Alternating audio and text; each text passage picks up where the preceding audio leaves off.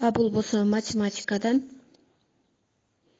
номер биринчи эсепти карасаңар, 6 кошуу 3 барабар 9 болгондо 9 деген санга жашыл түс берилген. Демек, номер биринчи эсептеги жашыл түстөрдүн бардыгы 9 саны деп эсептейбиз.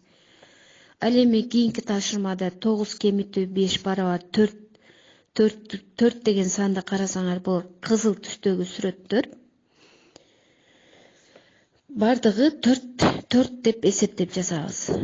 Бул логический болчу, мен айтып салдым силерге, жеңилирээк болсун деп. Ал эми кызыл түстөгү квадраттар, төртбурчтуктар 4 болсо, кийинки тапшырмада 4кө 4 кошсок, барабар сары түстөгү 4кө 4 кошсок 8 болот да. Демек, сары түстөгүлөр 8 саны болот экен. Ал эми сары түстөгү 8 болсо, 8тен 6-ны кемитсек 2 болот.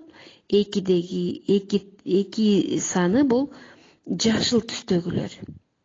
Ушул эмеге мен айткандай үлгүгө карап, ушул беттеги тапшырмаларды аткарабыз.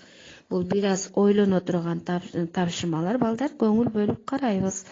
Демек, номер биринчи эсепте жашыл түстөгүлөр 9 саны, кызыл түстөгү квадраттар бул 4 саны, сары түстөгү квадраттар бул 8 саны, көк түстөгү квадраттар бул 2 саны.